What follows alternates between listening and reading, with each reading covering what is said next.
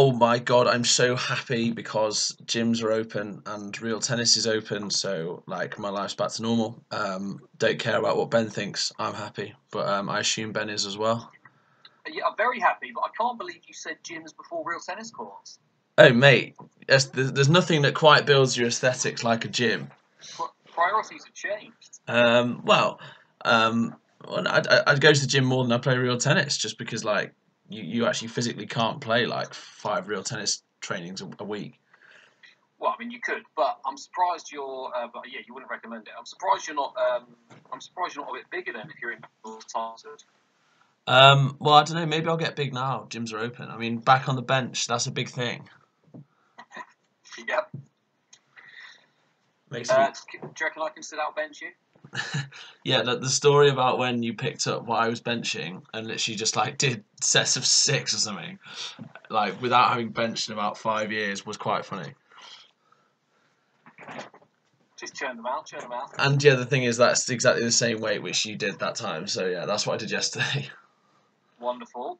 Well, you know, when you've had that amount of time off, you can't go in and start PBing, can you? No, you can't. No, you can't. But there we go. It's good to be back in there. Did you see my Instagram story yesterday? I was back on the assault bike. Well, that's why I mentioned gyms, mate. To be honest, it wasn't necessarily a priorities thing. It's obviously you been back in there yesterday.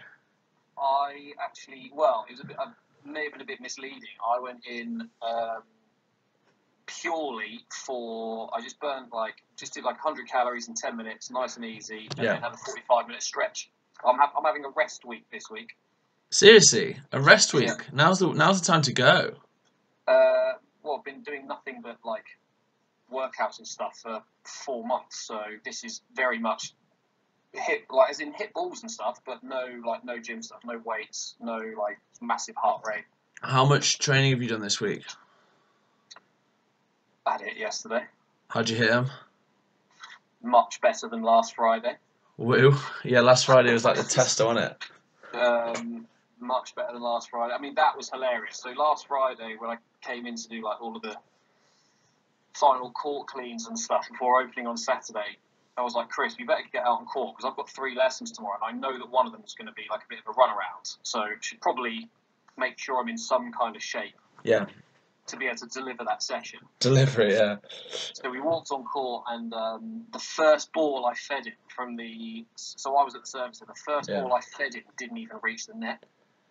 What? It hit the floor? Yeah. Jesus, that's quite worrying.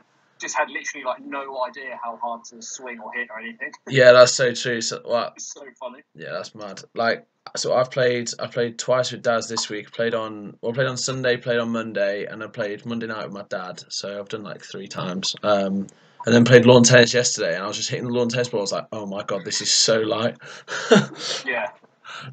So bizarre. I say what's been quite interesting for me is since I had a hit, like when I hit some balls on Friday, which was just garbage but expected, and then just like trotting around with members and stuff, and then having a proper hit yesterday, I've completely lost my backhand, which is worrying for me because if that goes, I'm in serious trouble. Seriously, because like my forehand's my worst side at the moment. My backhand's fine.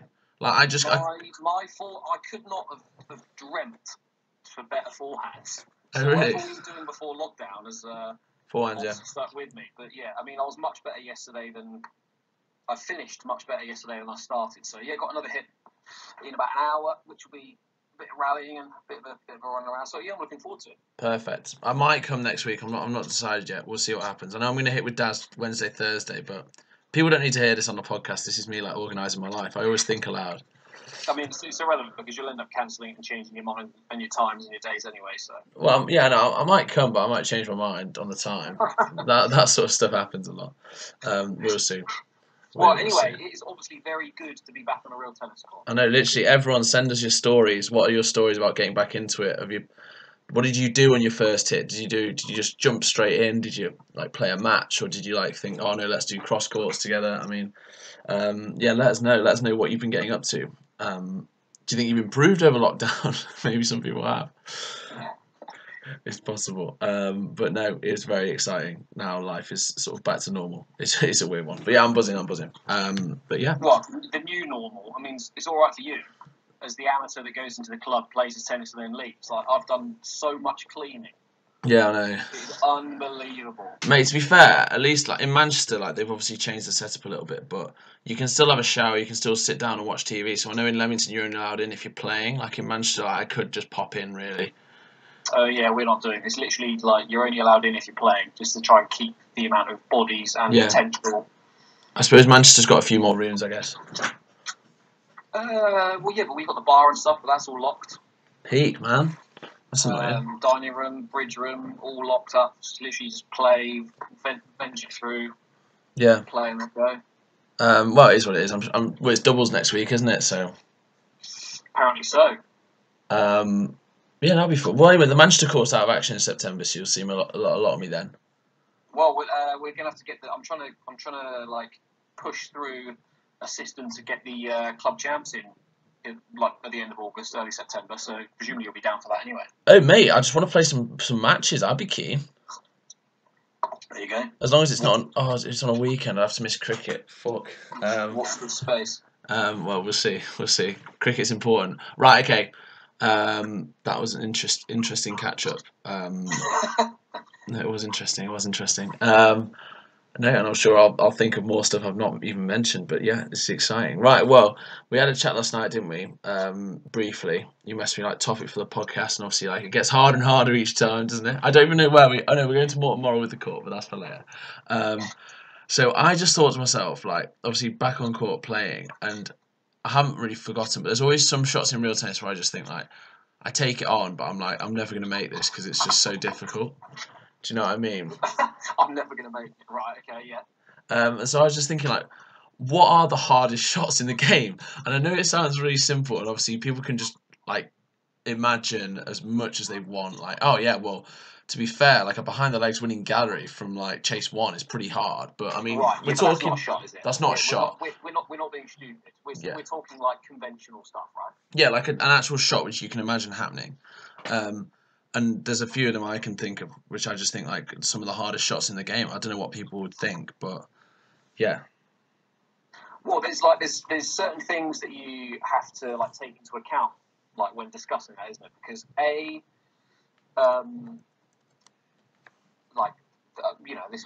the stat like one's handicap is going to have a big sway on it because yeah, it will. If everybody has the same idea of how many shots there are on the book, let's say, somebody off 5 is going to find a lot of those. Are going to find like someone off 70 is going to find many of them difficult compared to somebody off 5. Do you know what I mean? So obviously, there's that to take into consideration. But then at the same time, you would hope that the higher handicaps are being less ambitious, and certain shots are less genuinely necessary. That obviously, when you've got certain levels on court, you don't as you get better, you need to be more specific with what you're trying to do. Basically, yeah, I agree. You can't hit into areas. You've got to try and be a bit more precise. And then we talk about it all the time when we're practicing. Shots that are traditionally good and shots that you're taught, at a different handicap level that are good are actually not effective at the level we're playing at, but actually bad shots at, the level we're playing at. So there's that to take into consideration. And also someone's strengths and weaknesses, right? And that's the beauty of this kind of topic. You can turn around to me and say that you find this very difficult, and I might say, oh, that's actually not something I would ever think about as being difficult. Yeah. So that's interesting. So this is quite a personal discussion to what you find difficult. I'm glad you actually think this is a decent topic because I literally just came up with that out of nowhere. Well, I mean, it's quite an interesting topic because you've come up with it out of nowhere, and you're going to discuss with me what you find hard in the game, which is very open and honest and frank, which is good. And what you've actually done, what you're actually going to do without really thinking about it, is you're going to air your weaknesses. No, I'm actually not, because some of these shots I just think are actually quite hard shots. Yeah, they're not necessarily going to be like, oh, hit the ball to my backhand. It's not very good. Definitely, please do that, please. I'd love people to do it more. But yeah, not to brag about your strengths either. No, there aren't many. So right, intangible. Remember? Right. Okay. So the first shot I'd say, and I remember this shot because I always try and take it on because I think, oh yeah, go on, I can do this, and I can't. I'd never do it in a game. Nick Wood told me ages ago when I was on like a coaching day, he was like, that is one of the hardest shots in the entire game, and it's basically a forehand cross court winning gallery volley, Okay, a just volley, a, there's vo- a volley, a volley, a volley. a volley. Yeah, a volley cross court winning gallery forehand. Okay, so I mean, well, obviously not very easy. No, I think Um, that is potentially one of the hardest shots in the game. all right, well, let's break that down. So I've got many. I've got like a list. Just as soon as you said that, I've got a list of reasons why that's very difficult. Yeah, I think it's a good. I You think it's fire away. interesting You fire why. away though. Why do you find that difficult? Because of the height of the net, I think it's hard to actually get it below the roof, or let's say above the net. Let's say if you've really got to hit that ball hard, you can't like sort of place it in there. If you see what I mean. That's what Nick told me at the time. Again, I'm gonna just give you the counter argument to that. That's not necessarily true, as long as you get the height right. So you could hit it softer, but aim a little bit higher. As long as like if you imagine the target, imagine a target. Like okay, so a prime way to describe that would be like a dart going into a dartboard. Yeah. Let's say the bullseye is the target. There's many different ways you can hit that bullseye. Yeah, there are. In terms of flight and loft and pace, and basically it's marrying all of those things up. Yeah. So the ball ends up in the target. So I know what you mean. If you're trying to keep the ball quite low, then yes, you do have to hit it hard because you need to like spear through the air. Yeah. If you go higher, you obviously want to go softer so the ball drops into winning gallery and stuff like that. So yeah, sorry, I'm being very specific there. No, it's true though. I think it's a difficult shot. I don't think you see it very often. And obviously, you might think like a forehand, like a volleyed grill is a much easier shot, isn't it? Well, I mean, I think the thing is, if you're talking about like a forehand volley, like cross court into winning gallery, the first thing to take into consideration is you're aiming for a rectangle, whereby if you miss that rectangle, the chances are you're hitting something really bad. Yeah, that's true. Like, so the reason it has like a difficulty, a high difficulty rating, is because anything other than getting it right means it's either a hazard or a penthouse or a net, or it's deep of the winning gallery and it's just popping up around the corner and you're putting yourself under pressure. So it's hard. It is a hard shot. Because it's hard to physically get that ball in there with the angles and stuff, but it's also quite hard because you've got that little bit of pressure that says if I don't hit it, I'm probably hitting toilet. Yeah, I agree. Does that make sense? No, it's very true. That's why it's so hard. A forehand grill, a forehand like down the line towards the grill, you would feel a lot more relaxed going for it because generally speaking, you would hit the forehand volley down the line more often, so you're a bit more comfortable with it. But also, if you miss, you don't really care. If you miss low, you've probably still won the point or got someone under some serious pressure. Yeah. You've got the tension of the timbre there, so you know that basically there's far less to go wrong. So you can probably have a go at it a bit more because there's less pressure on getting it right. And then as is the way with things like that, you probably find more going just because there's not as much pressure on it. No, indeed. I think the winning gallery is a bit of a flare shot. But it absolutely is. It's a hard. I think that's hard. Backhand again. I think. Yeah, you would never take it on your backhand on the volley, but that's one shot in the game where. Because think of it, if you've got the forehand volley, right? If you've got a forehand volley at the service end, and you've got the ability to think I can angle this towards winning gallery, an argument is why not go down the line with it? Yeah, so true. Why not go kind of cross court like at the corner so that if it does miss, you can't hit it as a gallery, and at least you're going to make your opponent have to work physically harder to get over to that spot. Do you know what I mean? So it is really it is a difficult shot, and it's a very much I think, and you're putting all of your eggs into one basket. Yeah, it's winning gallery or nothing. Pretty much, because nothing is a disaster. No. Unless you decide to hit it so hard that it hits the penthouse and then the service wall and ends up plonking over over the grill somewhere, and then you've somehow managed to get away with it. So I guess that would be my recommendation. Yeah, definitely. If you're gonna miss by hitting the penthouse and miss by hitting the penthouse hard. Yeah, that's the ultimate. Yeah, it can work both ways. It's basically like a PK. Exactly. Yeah. That's unreal. But no, that's right. That's one shot, right? Let's keep thinking. Okay, another shot I think is hard is oh, focus. Right, I think. So I've got one in my head, which I'm not going to mention. I'm going to see if you come up with it yourself. I've literally just thought about it for about 2 minutes this morning, and there's one that I always think is very, very difficult, and I'm going to see if you bring it up, and if not, I'll deliver it. Okay. I think attacking off the timber. I think if you're trying to hit a dead on off the timber on your backhand. See, it's an interesting one, that, because don't give me that backhand main wall.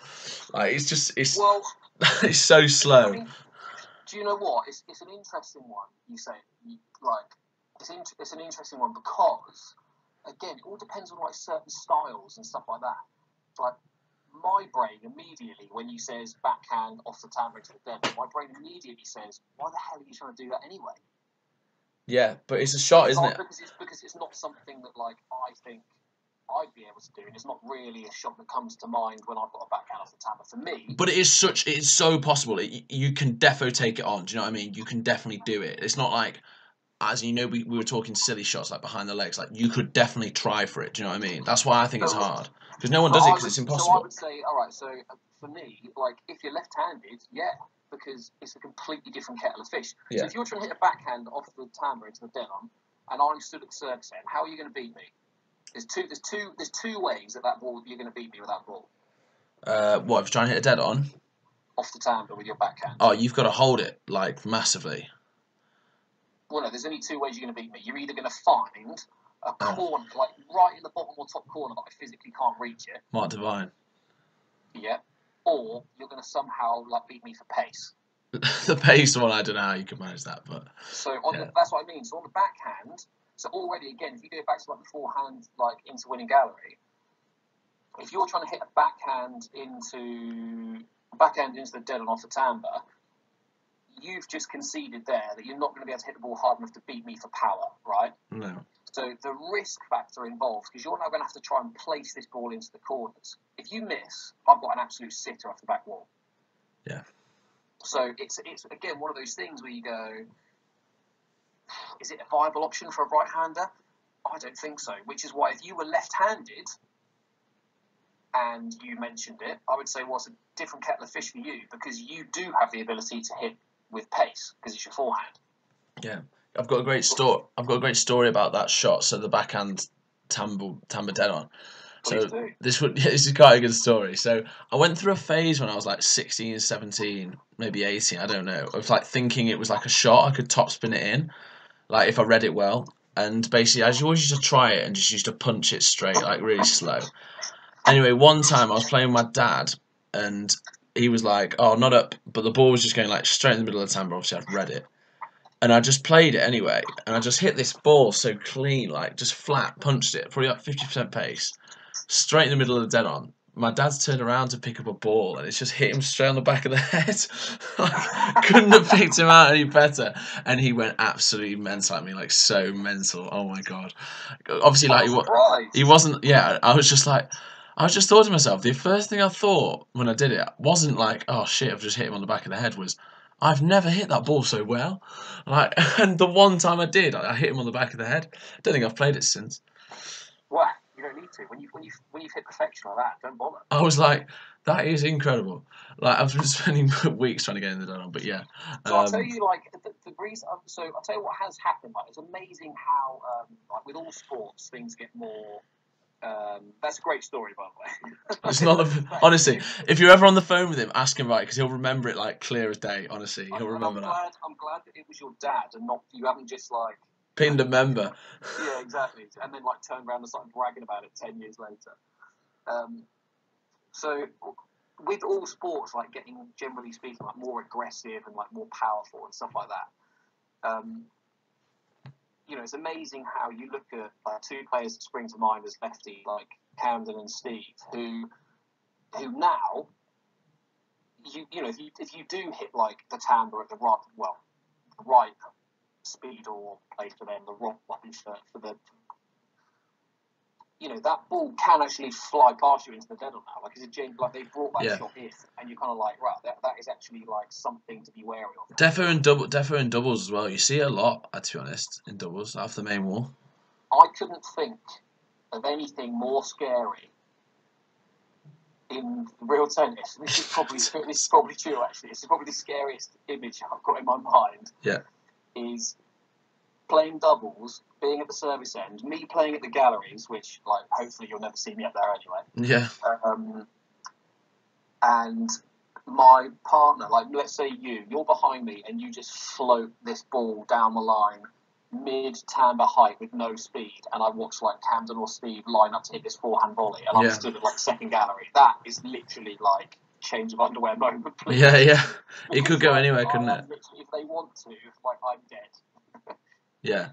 There's no way you're getting out of the way of that. You just got to wear it and hope for the best. Oh no, completely. Like, yeah, it's brutal. So I know what you mean. I think for a right-hander, I think it's so difficult. It shouldn't even be on your radar. Yeah, no, I agree. But it is because it's so difficult. Oh yeah, no, totally. Yeah. But then that's another one. That's another shot. Right, another shot I can think of. I mean, it's maybe. Can we keep with that timber theme, because that's where my shot is. Okay, cool. Right. This is going to sound like really, really underwhelming. Okay. I want to hear it. I want to hear it. I don't know where you're going with it. Okay, so this is going to sound really underwhelming. You'll be like, really? Is it that difficult? Yeah. So you're right-handed. You're at the hazard end. Your opponent's hit the ball. You've read it. You've got like a high cat volley, not high to you're really reaching, but you're thinking, I'm going to volley this because I'm going to try and put it behind and not let it come across the court, hit the side wall and give them a chance to get back to the middle, blah, blah, blah. So a kind of like high backhand volley off the timber going cross court. A high what? A high backhand volley off the timber that you're literally just like hitting down underneath the galleries on the backhand side. Oh yeah, no. So like one that's coming towards your face. Yeah. Yeah, it that's. Doesn't need to be quick. You're looking to try and like attack a bit here, and that's going to sound really weird because I actually find to execute that normal. Yeah. However, the same thing as that kind of gallery thing. It's so hard to control it because the moment you've put, you do it all the time. Where the moment you hit that volley, you think to yourself, "I've got the line absolutely perfect there, but it's overhit. Yeah. You can't get any cut on it. It's going to pop around the corner, and they can do anything they want." Yeah, and no, I agree. It's so hard to not overhit that ball.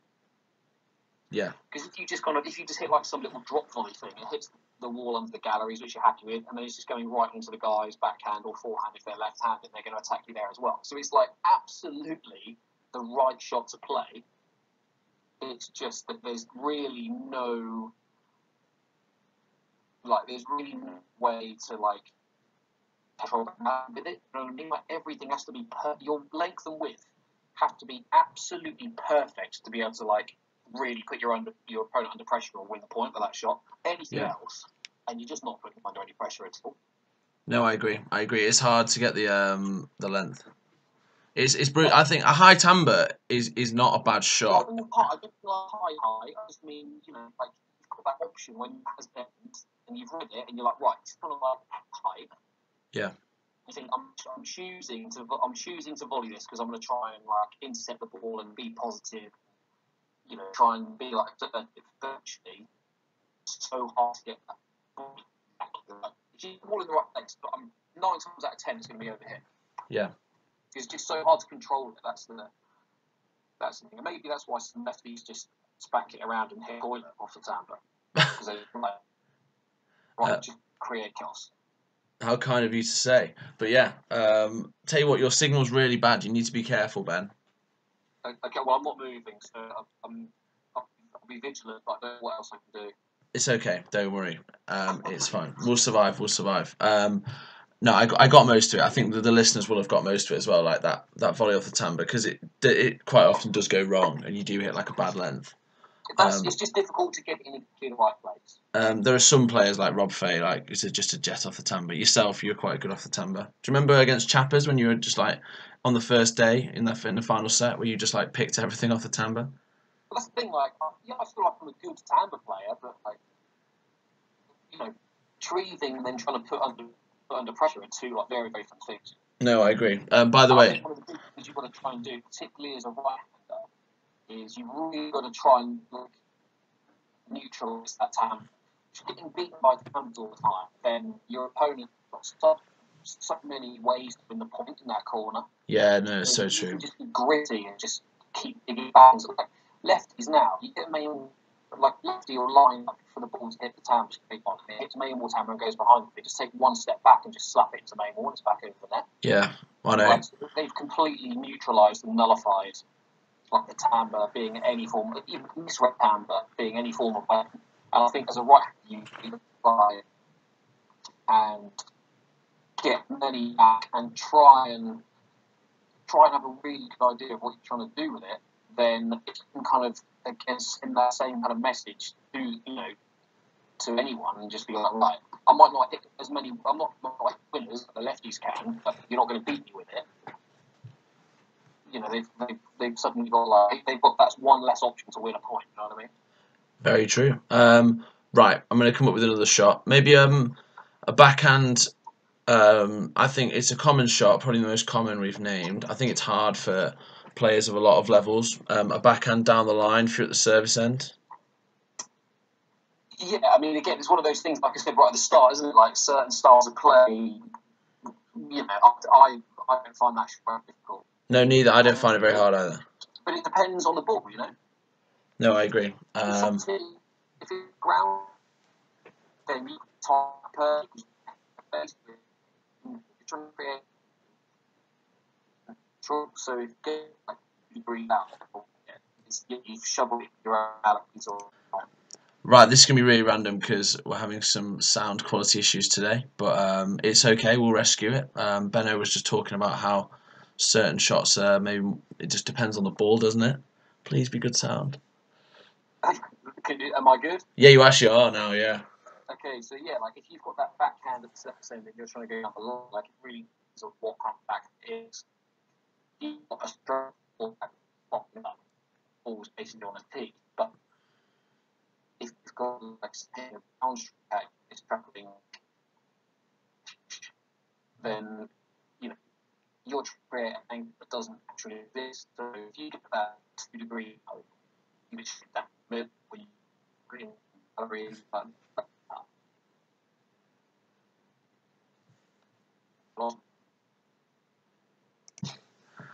Hopefully the sound's better now. Okay. Right, one more shot before we move on to potentially more moral. So we're on version 3 of the recording now. Oh my god, yeah, some pauses today. Absolutely fine. Well, I don't know where we got to there, so I'm going to assume that it's been heard because I don't want to repeat it for a third time. No, don't do that. Don't repeat anything. Don't repeat anything. Right, what's the hardest grill to hit? Hardest place to hit a grill from? Personal preference, isn't it? I'd say so. I think. I mean, if you're asking me, I find it hard to hit the grill, regardless. So. Yeah, no. Actually, yeah, it's not probably nowhere really. If you've got the chance. Hardest dead on. Oh, if you're hitting like a main wall from a tough angle. Yeah, or like someone's like swept a ball under like winning gallery and it's hit like the winning gallery wall then the floor and you've decided to like just tin chisel it. Yeah, that's true. That's hard. That's seriously tough. Anything else? Hardest return a serve. Well, I mean, again, personal preference. But like, obviously, like hitting a volley return a serve is not. Oh, the volley dead on. Straight volley dead on. Yeah, that's very difficult. Because again, if you've got to try and like wrap your racket around the ball. It's quite difficult. That's why I just never understood how Tim could like flatten his racket out and not lose the accuracy. Yeah, I know. Like, there's so much that can go wrong. Like, it can just go high, go in the net. Like, could go anywhere really. Yeah, you've got if you're going down the line, the net's like at its highest, so you're really kind of like flirting with danger. And if you go cross court, if you go high, it's just going out. Oh yeah. Well, and you're hitting the ball like across the line of somebody, so it should be easier for them to try and deal with. Yeah. That is spooky. Right, what else? One more. There's one more I thought of before. I thought you had all of these written down, mate. I thought you were coming at me with a load of shots. No, I just make them up. I make them all up. Right. I'll tell you what. If we scale it back a bit and talk about like the average, when I say the average club member, I just mean someone who doesn't like get out there and train and practice. Someone who just turns up and plays. Yeah. I see that like the average club member struggles a lot with like a half volley. Interesting, yeah. I don't know. Half volley, I find they just seem to struggle. Don't get me wrong. Like I find like I love it. But in its same, I'm looking for a half volley constantly. Yeah, but a lot of people do. They do struggle with it. Yeah, I don't know why. Maybe hitting a target with a half volley is not easy. Well, no. Again, like depends like where you are on the court and like what you're what you're trying to achieve. But yeah. No. I mean, a lot of members do struggle with that one. It's obviously all personal preference, but I think there are obviously some shots like people are like, nah, that's easy. Like other shots are hard, and you can again think of all these impossible shots like that's difficult. Like, but there are at the end of the day some shots which are entirely achievable, but they are just really difficult. And I think that's weird because like in other sports maybe a great player would be able to do all those just like constantly, but I think in real tennis those shots will always be hard, if you see what I mean. Yeah, absolutely. And like let's be realistic. Like real tennis is difficult enough before you start like trying to introduce not silly shots, but like it's hard enough with the rackets and the balls and stuff like that. And, they are a bit sillier.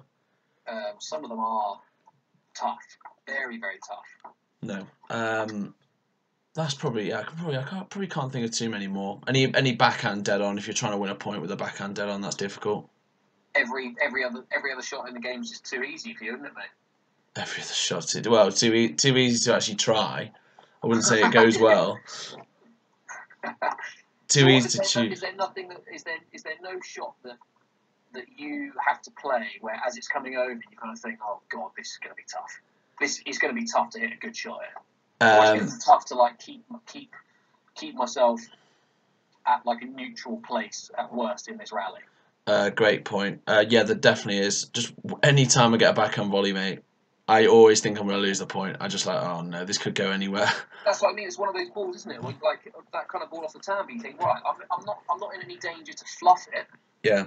But I'm probably just going to hand the initiative straight over to my opponent. Yeah, every time tough to get it right. Every time I get a backhand volley, every single time, I think I'd rather have a backhand volley off the timber. I really would, because at least you can get your racket around it. Whereas I just never play it well, like the backhand volley. I can get it over, but like there's never any like pace behind it or anything like that. That's probably my one shot where I'm just like, oh my god, I always try and get better at it, but no, it's not easy. You know what, mate? You're actually in the perfect spot, because if there's one person's backhand volley that I want to replicate, it's Darren Long's. It's good, isn't it?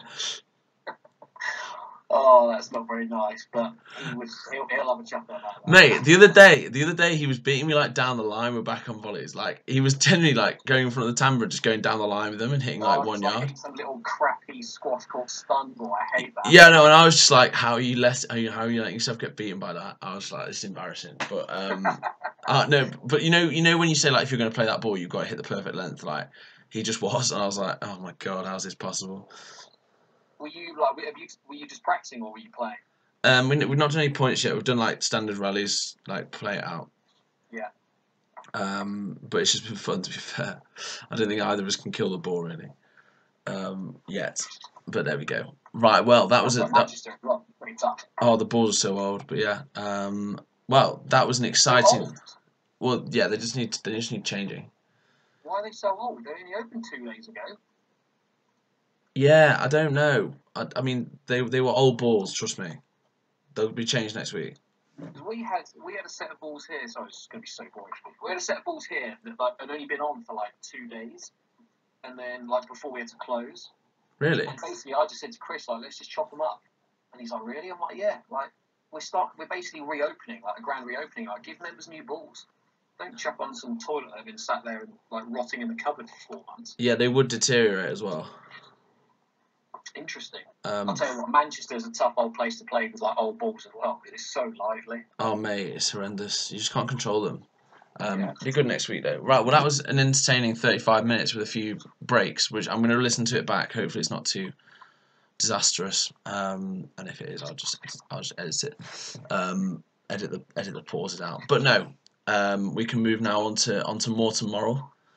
Yes. We've done a weird sort of like tour of the UK. It's gone around weirdly, hasn't it? I mean, we did. I think it's gone around fairly logically, actually. I know, yeah. Well, we did Leamington and just didn't do Morton, so I'm like, okay. Well, it's because we started with the 2 courts, your home court and the court I work at. That's why we did Manchester and. Oh God, yeah. Hang on, what did we? We did Manchester, Bridport. I think we must have done Manchester, Bridport, and Leamington. Spooky. Yeah, maybe we did. And then just started. Yeah, we did Manchester and Leamington, and then we did Bridport and ventured like across like Camden and stuff. So we've actually done quite a logical route here. Yeah, no, not doubting that. Not doubting that. By the way, great Instagram story. I really enjoyed that. Thanks. But no, more tomorrow. It's having some work done now, isn't it? You heard about that?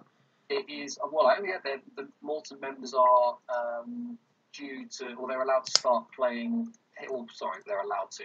So basically, like, there's obviously like a good link between Leamington and Morton because they're literally 10 minutes apart in the car. So yeah, Morton are closed to get their floor redone. So the members are very welcome to come and play over here this summer. Are they paying the club though? Yeah. They're paying the pro fee, but they're not paying any membership or anything like that. They're just welcome to come over as guests for the summer. Oh, naughty! That's well good. And yeah, the floor's being redone. I think they spent quite a while like doing tests and stuff with various companies because they love their floor there and they're just a bit worried that. Seriously. Yeah, I mean it's a Bickley court, isn't it? So they think it's like the best court. They think it's the best floor in the world. It's not. It was a very nice floor. Don't get me wrong. Like. Yeah, I wouldn't say it's like the be all and end all. I mean, if you put a new floor down, as long as it's not rubbish, it will obviously quicken up over time and stuff like that. But yeah, they've done a lot. They've done their homework on that, so they put a lot of research into trying to get their floor redone. And yes, this summer's the time where they've decided to strike and have a go at it. Oh, nice. Well, that's a good time to do it. To be fair. So closed at the moment. Do you know the history behind Morton? Yeah, wasn't it made by an American bloke or he was Jewish or something? He wasn't allowed to be a member of Leamington, so he just built his own court. Yeah. Came over to Leamington, got blackballed, and they were like, if you want to play real tennis, mate, you need to build your own court. And he was like, fine, I will. Yeah, good lad. I went over the M40. How American. I mean, there are 2 massive stereotypes being played out there. Like the old Leamington, like sod off. We don't want you unless you're like of a certain like breed of human. And then the American just like, fine, I'll just go and do it then. I'll just be the brash. I'll just do it. We'll build my own court. Human.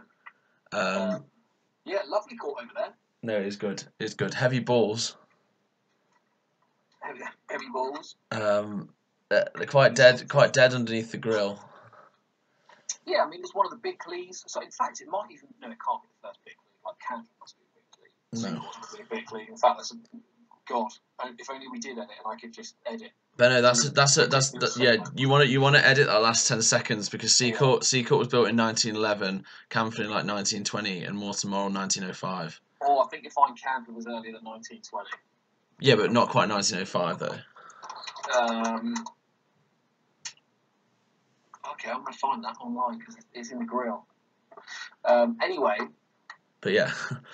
Yeah, Bickley Court, exactly what you'd expect, like smooth, quick, true, or hopefully the floor will be true when it's done because that was in horrible nick.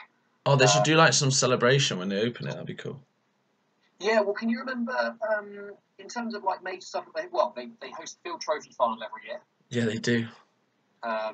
If we're calling that major, but they host like an inter like the club, the inter-club championships, basically Division 2. Yeah, the Field Trophy. Yeah, I'm a three-time Field Trophy winner. Well, we're only talking about the current champions, which are Leamington. That's right. 1879 Canford. You're joking. I'm way off there. Yeah, big time. Wow. Sorry about Got that horribly wrong, didn't you? I did. So it couldn't have been the first pick. There we go. Good stuff. Anyway, so can you remember a few years ago? I'll say a few years ago. It's quite a while ago now. Morton did like some centenary event, and they did like a top. They did like a top 8. Probably in 2005. Probably, I mean, that would make sense, wouldn't it? Yeah. Yeah, 100 years. Basic maths would say that was a good idea. Yeah, so I know exactly what happened. So like Nick Wood played Fay in the final. It was 2 groups of 4. Like Sheldon played, and I think Ricardo and Bryn tried to qualify for that as well. In fact, I think Tom Jurek got a wild card. No, I think he qualified. I think he beat like Sheldon or something in like the qualifiers and managed to. I'm pretty sure Tom Jurek had a big win in the qualifiers for that tournament. I'll look it up because it's in a TNRA and I've read the report for it because obviously like Nick Wood would have been an absolute jet on that court. Yeah, would have been. I think he said it's one of his favourites. Pretty well there. He said it's one of his favourites actually. Yeah, it doesn't surprise me at all. Would have suited his game very well. Can move around well. The court slide, ball slides around off the walls and stuff. Cuts down. True. Oh yeah, it would have been right up his street. A perfect court for like a traditional floor player. Yeah, that's true. Actually, yeah, that's true. Same as Seacourt, same as Canford. Like, just if you play the classic style, the line and length, 1975, it's perfect. Yeah, no, it's good. It's proper. It's nice when you're at the service centre. I'll tell you that for free. You can't really miss too much. Lovely to serve. It's a great court to serve on as well. I find it really. Well, I say really easy. I find I can really get like quite a lot of serves being quite effective there. Yeah. Nice high ceilings. Sorry, not high. The roof is very high. So you got plenty of space. The penthouse is quite shallow. But yeah, you can get quite a lot going there.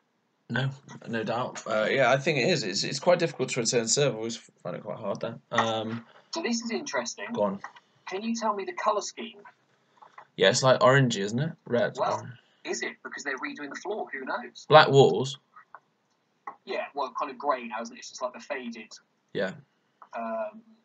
Like the standard like terracotta floor, grey walls, just very kind of old and used. But like that is what makes a realist court nice, I think. No, I agree. Very smooth and stuff. It looks. I mean, when I say looks run down, looks used. Do you know what I mean? Yeah, no, very true. They're the ones that always play nicely because they're less interfered with. They're not being painted every 6 months. No. They are really, really nice. It'd be interesting to see what colour scheme they go for with the floor. Probably the same, won't it? I reckon I was going to say. I thought so, but you never know. For all we know, because they're going to be doing slabs, I guess. They might just get the slabs in like a certain natural stone colour and leave it. I don't really know. It wouldn't be the worst to actually change the colour. I don't mind that. Yeah, I don't know if they're going to paint or not. Actually, it'd be quite interesting to see. But how interesting! The first court we've come to discuss that's actually in the process of being worked on. I know. It's the only one that's Manchester's going to have some work done like in September, I think. Yeah. Just to fix the roof, I think actually. Okay. Yeah. But yeah. Awesome. But no, any famous players who come from Morton? Jonathan Howell?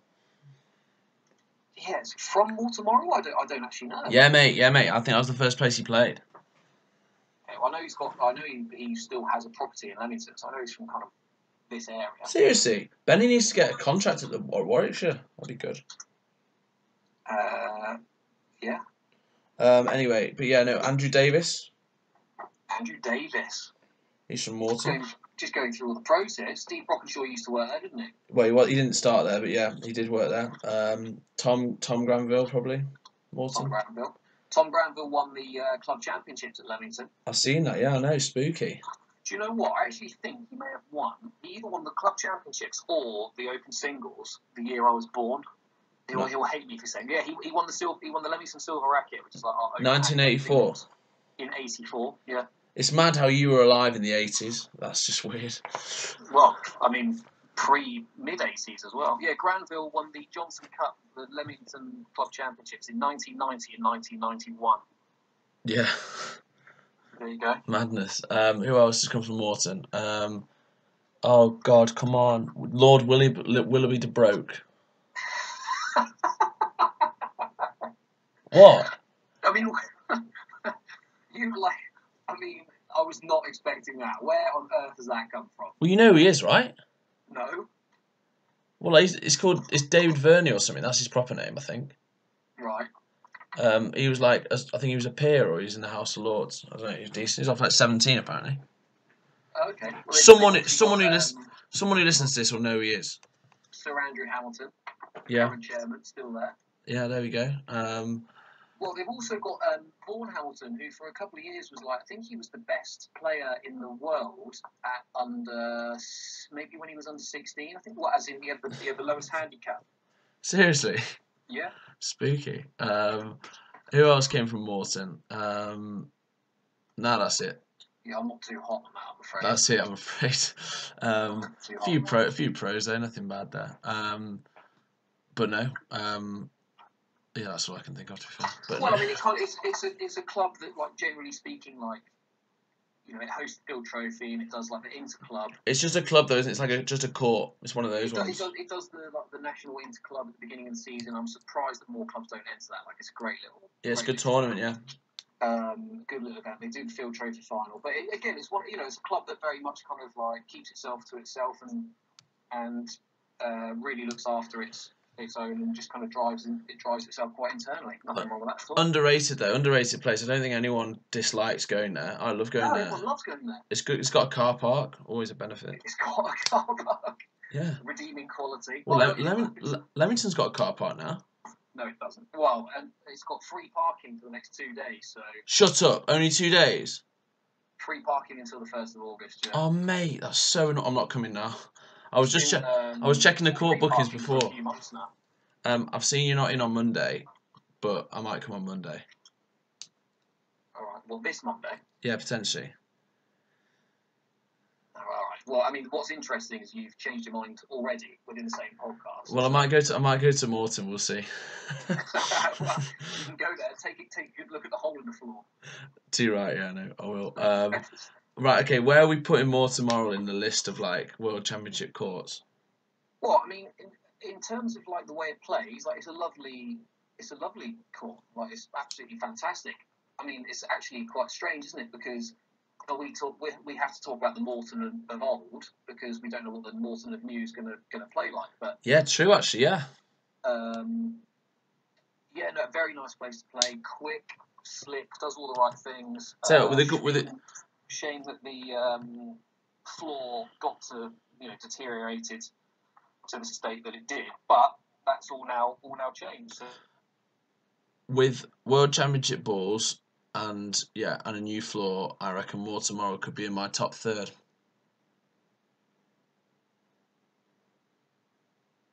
Oh no, Ben, you've gone. Didn't you? I did lose you, yeah. The people will have heard me on this stream, but yeah, I was just saying that Morton Moral with the World Championship balls, new floor, I think I'd be in my top third. Yeah, I don't know if you caught me. I said like I didn't hear any of it. But definitely top part of that middle third. Oh, there we go. Okay, that's good. Yeah, and with the ability, do you know what? Morton Moral with the floor when it was really flat is definitely top third. Yeah, that was mint. That's so good. Yeah, it's just I wouldn't have played there. I've had in fact, I've had some good wins there. I remember Dave Woodman, National League there a few years ago. Well, I'm saying a long time now. When the matches were like when there was an experiment season, beat Rob Fay in National League there last year or the year before. 2018. There you go. Yeah, no, it's a nice place to play. Yeah, I've played well there actually. I had a big win there in the Field Trophy final when I was 18. I'm going to go top third. There we go. I've changed my mind. Join me. It's just moved up a couple of spots that takes it into that top 8. Join me into that. Join me in the top third. Yeah, no, it's a good court. It's a good court. And good viewing capacity. No, it's just a good place to play, in my opinion. Yeah, very nice place to play. And would recommend everyone getting down there when the world's a bit more open. When you've all been to the gym. You know what? Yeah. Leamington and Moreton are nowhere near as far away from places as people think they are. Mate, you're never more than 2 hours away from the Midlands. Well, it's true, yeah. But I mean, just even from London, wherever, you can get trains to Leamington in an hour and 20 minutes. I know, yeah, literally. Absolutely nothing. People commute from here. Serious fuck. Yeah, I was thinking that. Well, no, exactly. I'm going to Leamington on Monday potentially. That'll only be 2 hours. Exactly. Worth it. But no, Benno, so you're on call 1:15. That's in 12 minutes. Yeah, gonna have a bit of a charge around, and then that's me done for the day after that. I was in first thing this morning, so cool. That'll be me done. Go home, bit of a stretch, and relax for the evening. I noticed you haven't wished me happy birthday on the podcast as well. Oh yeah, well, I did it I did it on Instagram. It was your birthday yesterday, bro. So yeah, for everyone who listens to the podcast, Ben was 36 yesterday. It wasn't yesterday. It was Monday. He was 36 yesterday. Yeah, he's really happy about that. Yeah, so that's going to be me. Not much this afternoon, really. Just nice. Relax. You know, I don't know what I'm going to do either. Do some more cooking tomorrow. I've got a bit of dead time. I've got a bit of dead time this afternoon. I'm playing cricket at 6, so I might go for a walk. Lovely. Unsure what else. Already been. Tell you what you can do on that walk. Go on. Is have a look at your diary and decide when you're actually going to come here, and then book it in and don't change your mind. Mate, it's so hard for me to commit to stuff. I'm so flaky. It's ridiculous. I just always get other offers and stuff. I just don't know. I'll stop talking. But yeah. Want to keep your options open. Yeah, it's one of those things. No, I'm pretty sure I want to go. I really want to come. So yeah. Well, when you want a proper hit, get yourself down here. I promise I'll do that. I promise. We can even do a podcast in person. There you go. We can actually get some proper. Yeah, exactly. Don't even need get the sound quality back. Don't even need internet for that. Exactly. Ideal. Right, perfect. Well, you're on court. I assume you're gonna have to do some cleaning on court, are you? I did it after the last court, so we're good to go. Oh, ideal. Got to change and get out there. There we go. Well, I don't know what we're going to talk about next time. We'll see. Maybe. Oh my God, who knows? We'll come up with something. Yeah, we'll always do. Honestly, it's a production line. The podcast, 24 episodes. We're going to run out of space on YouTube. But yeah, until next time.